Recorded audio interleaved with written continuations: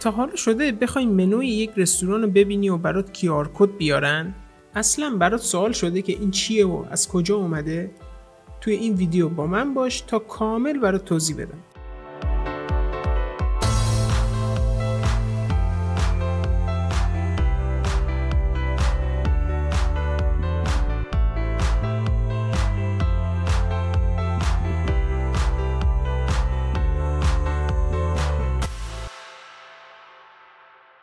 QR کدها وقتی که به وجود اومدن در ابتدا تصور میشد که بی مصرف هستن. انگار اونا زبون ماشین ها بودن و برای ما انسان ها زیاد جالب نبود. ولی مشخص شد که ما اشتباه میکنیم. QR کدها کم کم به همه جا سرایت کردن. بر روی محصولات، آدرس شرکت ها، آدرس اکانت اجتماعی، دانلود نرم افزار، حتی برای پرداخت پول هم از همین QR کدها استفاده میشه. اما داستان اختراع QR کدها خیلی جالبه. داستان این مربع‌های سیاه و سفید در واقع برمیگرده به اولین تلاش‌ها برای دیجیتال کردن اطلاعات. در سال 1825 یه نقاش تازه‌کار همراه با همسر و 2 فرزندش در شهر نیو هیوین ایالت کنتیکت زندگی می‌کردند. تلخ‌ترین اتفاق زندگیش زمانی رخ داد که برای نقاشی چهره یکی از قهرمانان انقلاب آمریکا دعوت شده بود. در اون موقع نقاش جوان و همسرش در انتظار تولد فرزند سومشون بودن. اما چون این یه موقعیت کاری بسیار خوبی بود، اون آماده سفر به واشنگتن دی سی شد. در واشنگتن نقاش جوان نامه‌ای به همسر خودش در مورد اولین جلسه کاری نوشت. اون از دلتنگی خودش نسبت به خانواده نوشت و به همسر خودش قول داد که به زودی با هم دیگه دیدار میکنن. اما بعد از چند روز که جواب نامه نیومد، پیک یه نامه آورد که در اون نوشته بود که همسرش بعد از تولد فرزند سوم مریض شد. نقاش جوان به سرعت به سمت خانه حرکت کرد. چندین روز زمان برد که تونست به شهر خودش برسه. اما دیگه خیلی دیر شده بود. نقاش جوان نه تنها همسرش رو از دست داد، بلکه حتی به مراسم دفن همسرش هم نرسید. و این نقاش جوان کسی نبود جز ساموئل فینلی بریز مورس. بعد از این اتفاق آقای مورس به این فکر افتاد تا راهی بسازه که نامه‌ها و اطلاعات با سرعت بیشتری به دست مخاطب برسه. اون تونست شغلی در دانشگاه نیویورک به دست بیاره و در مباحث مربوط به الکتریسیته شرکت کنه، چیزی که در اون زمان به سرعت در حال پیشرفت بود. در نهایت در سال 1836 اون همراه با جوزف هنری و آلفرد ویل تونست دستگاهی بسازه که پالس‌های الکتریکی رو از طریق سیم ارسال کنه. این دستگاه اولین تلگراف ساخته شده نبود، اما ساده‌ترینش بود. در انگلستان یک تیم دیگه سیستمی رو طراحی کردند که با استفاده از 5 مدار جداگانه به حروف اشاره می‌کرد. اما سیستمی که مورس اختراع کرد تنها با 1 دونه مدار کار می‌کرد. اما سادگی این مدار نیاز به یک روش هوشمندانه برای رمزگشایی داشت. در یک مدار الکتریکی شما میتونین پالس‌های کوتاه یا بلند ارسال کنید، اما آقای مورس اونا رو تبدیل به نقطه و خط کرد. پرمصرف‌ترین حروف با یک کد مورس معرفی شدند. نقطه برای حرف ای، خط تیره برای حرف تی و به بقیه حروف هم با یک الگوریتم پیچیده کد خاصی اختصاص داده شد. این کدها قرار بود که در بخش گیرنده روی یک کاغذ چاپ بشن. اما کم کم اپراتورها تونستن یاد بگیرن که کلماتو تنها از روی صداشون تشخیص بدن. این قضیه تونست سرعت انتقال اطلاعات رو افزایش بده. بنابراین کد مورس به سرعت تونست به یک زبان بین‌المللی برای انتقال اطلاعات تبدیل بشه و به طور گسترده در نیروهای دریایی و هوایی مورد استفاده قرار بگیره.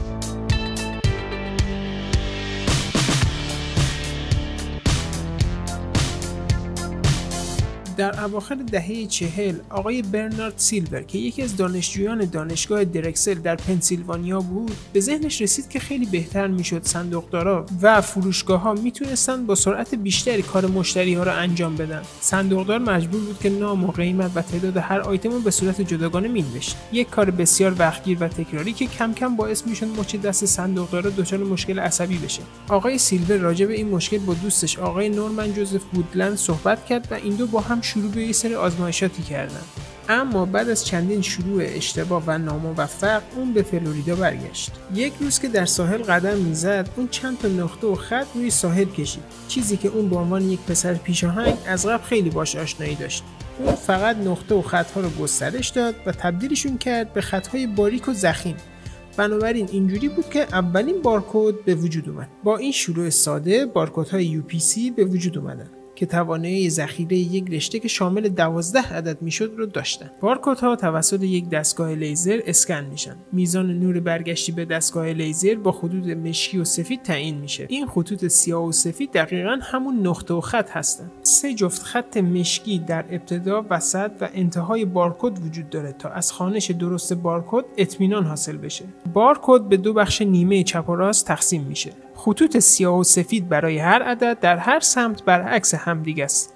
به خاطر همین حتی اگر بارکد وارونه اسکن بشه بازم مشکلی پیش نمیاد. معمولاً اعداد مربوط به کارخانه در سمت چپ و اعداد مربوط به محصول در سمت راست چاپ میشن.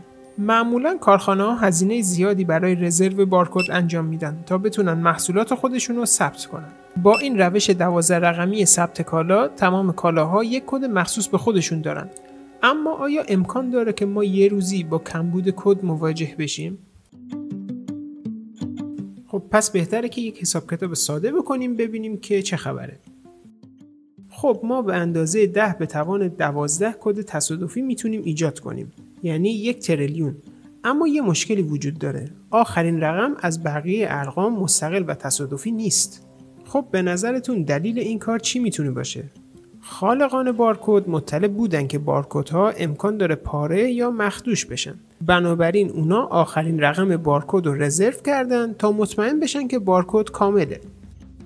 هر بارکدی رو خواستین در نظر بگیرین و اعداد در موقعیت فرد رو با هم جمع کنین.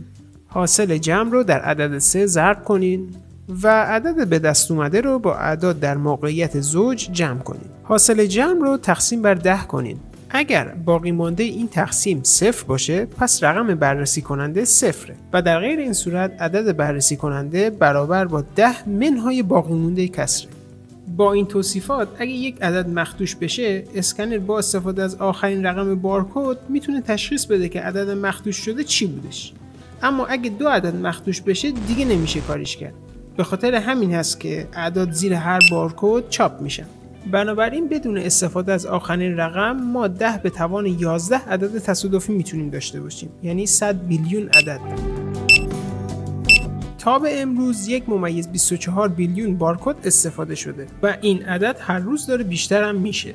اما اگه ما بخوایم از محصول اطلاعات بیشتری داشته باشیم چی؟ مثلا این محصول از کجا آمده؟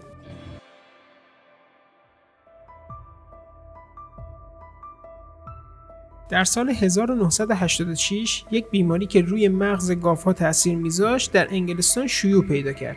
اصطلاحاً به این بیماری جنون گاوی میگفتن و اگه کسی از گوشت گاوهای آلوده استفاده میکرد خودش هم به اون بیماری دچار میشد. از اونجایی که با هیچ تست و آزمایشی امکان شناسایی بیماری در بدن گاوها نبود، میلیون‌ها گاو معدوم شدند. مسئولان بهداشت در جستجوی راه حلی بودند که بتونن محل ارسال گوشت رو شناسایی کنن. اما بارکدها برای ثبت و ذخیره این حجم از اطلاعات کافی نبودند.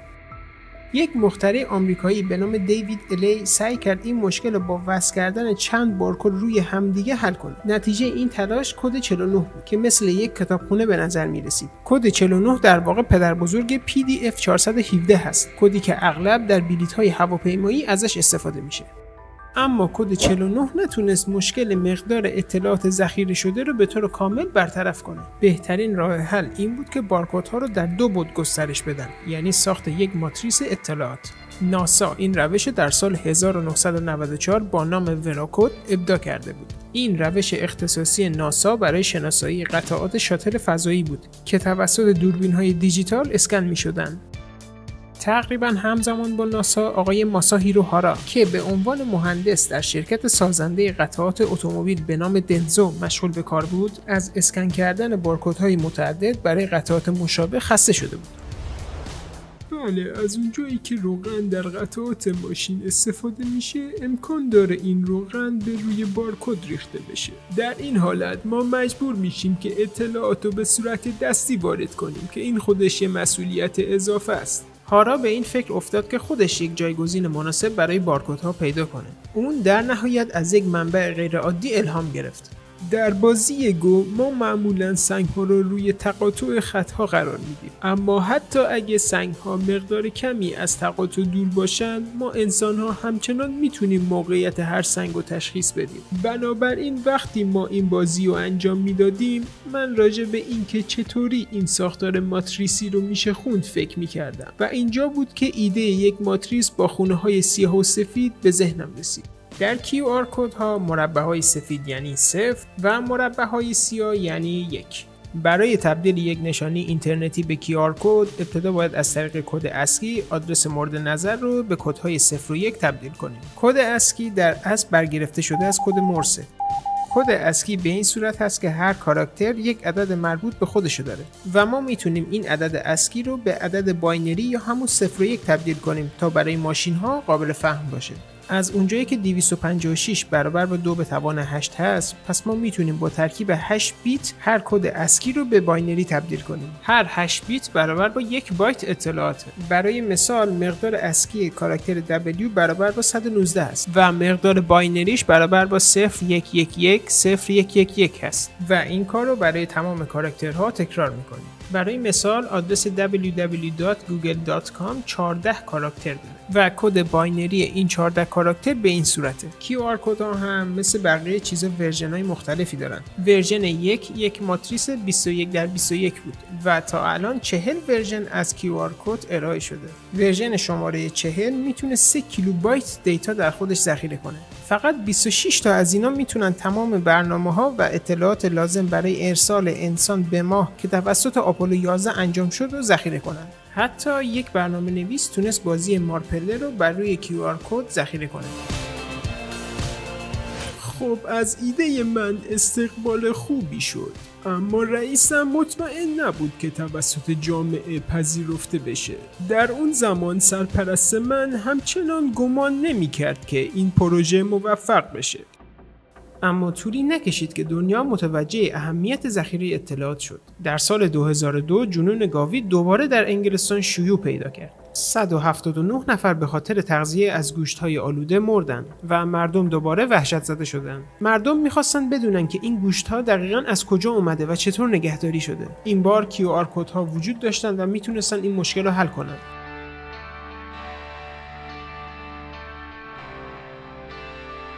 ولی چرا از بین این همه بارکدهای دو بعدی QR کد از همه موفق‌تر بود؟ یکی از دلایلش اینه که خالق اون نمیخواست حق ثبت اختراع داشته باشه.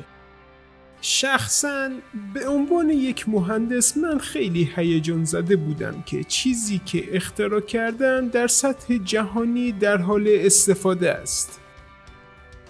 ما تصمیم گرفتیم که اونو در توکیو راه اندازی کنیم و به خاطر همین خیلی محبوب شد. من فکر میکنم این بهترین کاری بود که میتونستیم انجام بدیم. در عوض شرکت دنزو سعی کرد اسکنرهای QR کد رو در بازار به فروش برسونه.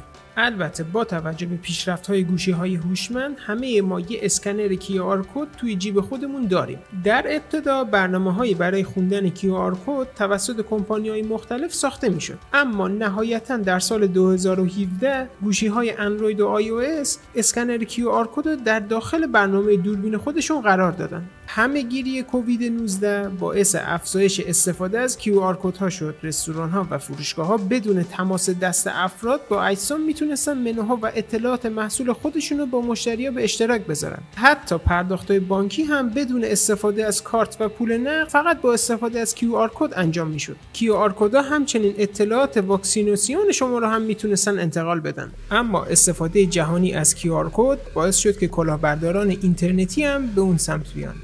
از اونجایی که هر کس من جمله کلاهبردارا میتونن برای اهدافی مثل فریب و کلاهبرداری از QR کدها استفاده کنن، از زمانی که موبایل ها قابلیت خوندن QR کدها رو داشتن، یعنی سال 2002، در ژاپن برای اطلاعات محرمانه و شخصی استفاده نشد. در سال 2007 یک نوع QR کد در ژاپن عرضه شد که شامل مشخصات رمزنگاری بود. همونطور که به جلو میریم ما سعی داریم که یک نوع دسترسی الکترونیکی هم به QR کدها اضافه کنیم تا به ما نشون بده که چه کسی اینو صادر کرده. مثل بقیه چیزهایی که داخل اینترنت وجود داره، ما باید برای امنیت QR کدها توجه بیشتری قائل بشیم. بنابراین همیشه قبل از کلیک کردن روی لینک از سلامت لینک مطمئن بشین. اما در آینده این تکنولوژی چه تغییراتی میکنه؟ خب QR کدها فقط برای کاراکترهای متنی قابل استفاده هستند، ولی من دوست دارم اونا رو برای عکس و بقیه انواع اطلاعات استفاده کنم. به این دلیل که مثلا در ژاپن تعداد زیاد بلایای طبیعی وجود داره، مثل زمین لرزه که میتونن باعث اختلال در شبکه مخابراتی مثل اینترنت بشن. حالا اگه زمین لرزه باعث بشه که یک پزشک نتونه به بیمارستان برسه، بیمار میتونه اطلاعات مربوط به CT اسکن خودش رو توسط QR کد به بیمارستان تحویل بده. بنابراین بیمارستان میتونه مشکل بیمار رو متوجه بشه و درمان مناسبی رو برای بیمار شروع کنه. نسل فعلی QR کدها از دو رنگ سیاه و سفید استفاده میکنن. ما در نظر داریم که با رنگی کردن اونا اطلاعات بیشتری رو ذخیره کنیم. شما تا به حال QR کدهای زیادی رو اسکن کردین، اما دفعه بعد که خواستین این کار رو انجام بدین میدونین که این تکنولوژی از کجا شروع شد. موفق باشین.